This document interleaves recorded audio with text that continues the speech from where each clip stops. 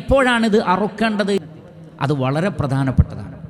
കാരണം നബി സല്ലല്ലാഹു അലൈഹി വസല്ലം ഒരിക്കൽ ബലിപെരുന്നാൾ ഖുതുബ നിർവഹിച്ചുകൊണ്ടിരിക്കെ പ്രവാചകൻ പറഞ്ഞു, പെരുന്നാൾ നമസ്കാരത്തിന് ശേഷം ആരാണോ അറുത്തത് അവർക്ക് ദബീഹത്ത് കിട്ടിയിരിക്കുന്നു, അതിൻ്റെ സുന്നത്ത് കിട്ടിയിരിക്കുന്നു. അതിനു മുമ്പ് അറുത്തവർക്ക് ഒരു സാധാരണ അറവിൻ്റെ ഒരു മേന്മയേ ഉള്ളൂ.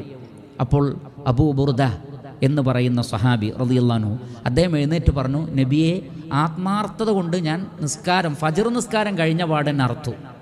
എന്താണ്? ഞാൻ ഈ ദിവസം ഒന്നാമനാവണം എന്ന ആഗ്രഹം കൊണ്ട് ചെയ്തതാണ്. കാരണം എല്ലാവരും നിസ്കാരം കഴിഞ്ഞല്ലേ അറക്കുക, ഞാൻ ഫജ്ർ കഴിഞ്ഞ് തന്നെ ഞാൻ അറുത്തു.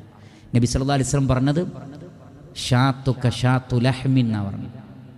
ഷാത്തുക ഷാത്തു ലഹ്മിൻ, നിൻ്റെ ആട് വെറും ഒരു മട്ടനിറച്ചിയുടെ നിലവാരത്തിലേക്ക് പോയി, ഉളുഹിയത്തിൻ്റെ നിലവാരത്തിലേക്ക് ഉയരൂല. അപ്പം അദ്ദേഹം പറഞ്ഞു, നബിയെ, അപ്പം ഞാൻ എന്ത് ചെയ്യും?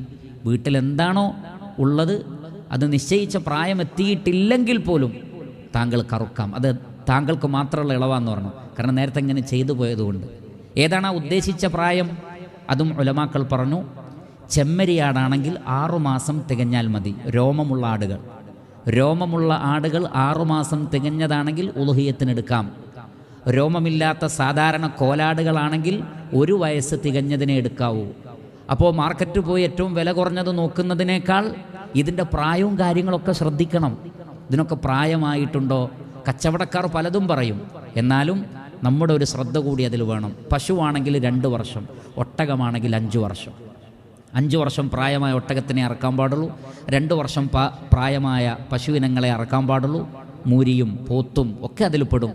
അതേപോലെ തന്നെ 1 വർഷം പ്രായമായ ആട്, 6 മാസം പ്രായമായ ചെമ്മരിയാട്, ഇതിനെയാണ് അറുക്കേണ്ടത്. അത് പെരുന്നാൾ നമസ്കാരത്തിന് ശേഷമായിരിക്കണം.